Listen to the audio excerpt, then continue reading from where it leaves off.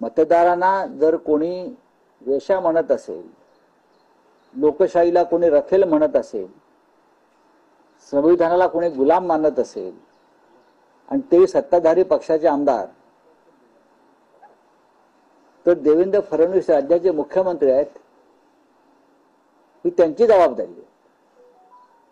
2-2 हजारांना मतदार विकत घेतले आम्ही आणि मतदारांना अशा प्रकारे अश्लील बोलणं, वेश्या बोलणं या संदर्भात विधानसभेचे अध्यक्ष, राज्यपाल यांनी त्याच्यावरती मत व्यक्त केलं पाहिजे. आम्ही तेच म्हणतोय ना की मतदारांना विकत घेण्यात आलं.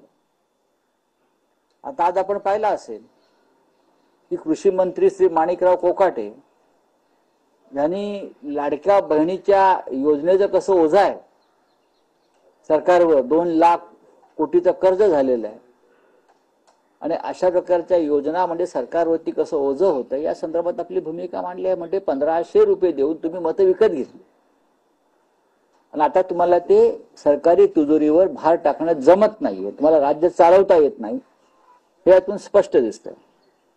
पण हे जे आमदार आहेत शिंदे गटाचे, त्यांचं वक्तव्य मी अधिक गंभीर मानतो. या महाराष्ट्रातल्या कोट्यावधी मतदारांना जर कोणी वेश्या म्हणत असेल, तर त्यांचे जे नेते आहेत एकनाथ शिंदे यांनी त्यांचा राजीनामा घेतला पाहिजे. तुम्हाला मतदार वेश्या वाटतात, त्यांचं मतदान तुम्ही पैसे देऊन घेतलं असेल, मी मान्य करतो. तुम्ही त्यांना आता वेश्या म्हणताय, कोणी मी तुमचा गुलाम आहे का, सालगडी आहे का, असे अजितदादा पवार म्हणतायत. हे कसलं फ्रस्ट्रेशन तुम्हाला आलंय हे समजून घेऊ द्या या राज्याला. बोलिये.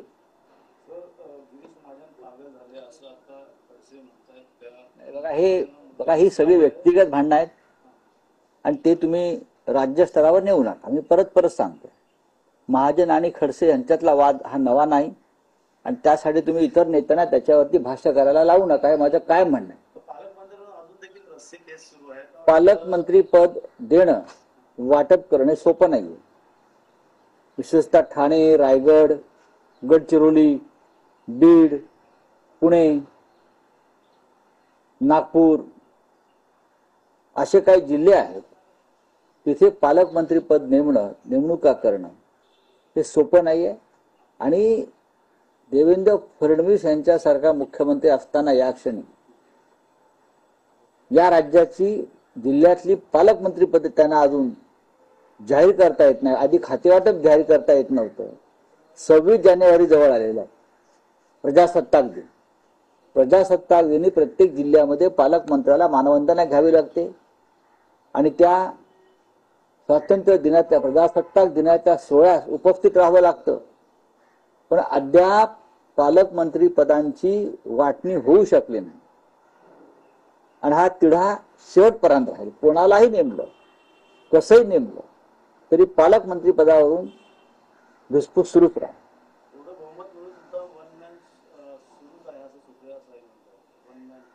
कोण हे वनमॅन? बारामती मधले आहेत की नागपूरचे आहेत? कोण आहेत ते? काहींनी स्पष्ट बोललं पाहिजे. भारतीय जनता पक्षाची सरकार ही वनमॅन शोध असते. भारतीय जनता पक्षाचं दिल्लीतलं सरकार असो, उत्तर प्रदेशचं सरकार असो, आसामचं सरकार असो, महाराष्ट्राचं सरकार असो, भारतीय जनता पक्षाची सरकार ही वनमॅन शो असतात. तिथे दुसऱ्या कोणालाही संधी नसते. मग महायुती असो किंवा महाविकास आघाडी असो. ठीक आहे, चलो बोलिये. कोणी धमक्या देत नाही.